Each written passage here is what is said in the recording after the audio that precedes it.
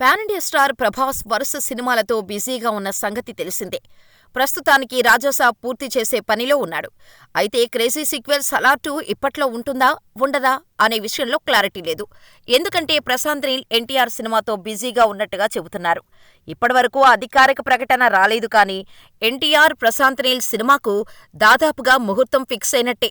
August 9న అంటే రేపే ఈ సినిమాకు సంబంధించిన పూజా కార్యక్రమం హైదరాబాద్ రామానాయుడు స్టూడియోలో జరగనుందని సమాచారం. మరోవైపు ప్రభాస్ కొత్త సినిమాకు కూడా ముహూర్తం ఫిక్స్ అయినట్టుగా సమాచారం. సీతారామం దర్శకుడు హను రాఘవపూడితో ప్రభాస్ ఓ సినిమా చేయబోతున్నాడు. ఈ సినిమా పూజా కార్యక్రమం ఆగస్టు 17న జరగబోతున్నట్టుగా తెలుస్తోంది.